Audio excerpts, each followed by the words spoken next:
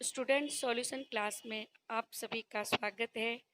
मैं डॉक्टर शांति आचार्य आपको आज संगीत में ग्राम क्या होता है इसके बारे में बताऊंगी। ग्राम शब्द का अर्थ है गांव।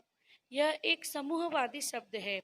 जिस प्रकार कुटुंब में लोग मिलजुल कर मर्यादा की रक्षा करते हुए इकट्ठे रहते हैं, उसी प्रकार संगीत में स्वरों के रहने के स्थान को प्राचीन समय में ग्राम कहा जाता था।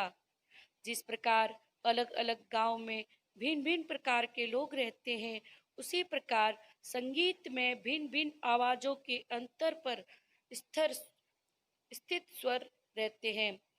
इस प्रकार प्राचीन समय की संगीत पद्धति में निश्चित श्रुत्यांतरों पर स्थापित 7 स्वरों के समूह को ग्राम कहते हैं।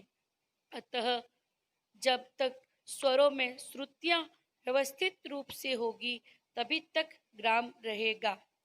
ग्राम 3 प्रकार के माने जाते थे, जिन्हें पहला षड्ज ग्राम, दूसरा मध्यम ग्राम और तीसरा गंधार ग्राम कहते थे।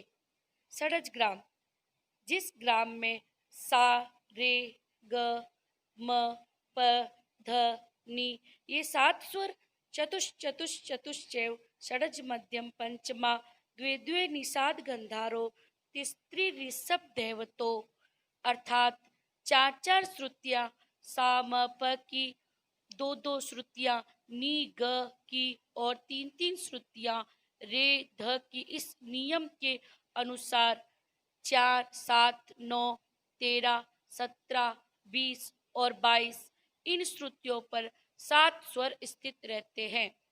इसे प्राचीन समय में षड्ज ग्राम कहते थे। स्वर सा, रे, ग, म, प, ध, नि। श्रुति 4 7 9 13 17 20 22। षड्ज ग्राम में षड्ज स्वर की प्रधानता है, इसीलिए इसका नाम षड्ज ग्राम पड़ा। दूसरा मध्यम ग्राम। मध्यम ग्राम में सा, रे, ग, म, ध, नि ये 6 स्वर षड्ज ग्राम के अनुसार ही श्रुतियों पर स्थित रहते थे, परंतु पंचम स्वर एक श्रुति कम यानी 17वीं श्रुति के बजाय 16वीं श्रुति पर स्थित रहता था। इसे मध्यम ग्राम कहते हैं। स्वर सा, रे, ग, म, प, ध, नि। श्रुति 4 7 9 13 16 20 22। अतः मध्यम ग्राम में 7 स्वर क्रमशः 4 3 2 4 3 4 2 श्रुतियों की दूरी पर स्थापित हो गए। मध्यम ग्राम का नाम मध्यम ग्राम इसलिए पड़ा क्योंकि इसमें मध्यम स्वर प्रधान होता है।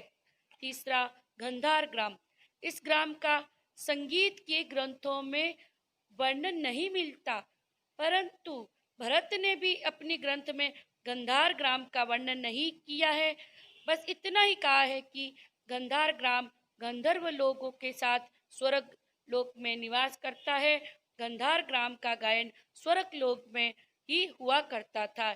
इस प्रकार ग्राम कुल 3 होते हैं: षड्ज ग्राम, मध्यम ग्राम और गंधार ग्राम। इसमें से गंधार ग्राम स्वर्ग लोक में निवास करता है। मध्यम ग्राम का प्रचार अब नहीं है। षड्ज ग्राम में श्रुतियों का क्रम 4 3 2 4 4 3 2 होता है और ये स्वर हमारे काफी ठाट जैसे होते हैं। अब हम लेते हैं मूर्छना। मूर्छना 7 स्वरों के क्रमिक आरोह अवरोह को मूर्छना कहते हैं और दोनों ग्रामों में से प्रत्येक की 7 7 मूर्छनाएं बनती है। मूर्छना की उत्पत्ति ग्राम से ही हुई थी। इस प्रकार षड्ज ग्राम और मध्यम ग्राम से बनी 7 स्वरों के सिलसिलेवार या क्रमानुसार आरोह अवरोह को मूर्छना कहते थे। ग्रामों के 7 स्वरों में से प्रत्येक स्वर से आरंभ करके 8वें स्वर तक आरोह करे, फिर उन्हीं स्वरों पर अवरोह करे, तो इस प्रकार जो सिलसिलेवार आरोह अवरोह बनेंगे वे मूर्छनाएं कहलाएगी।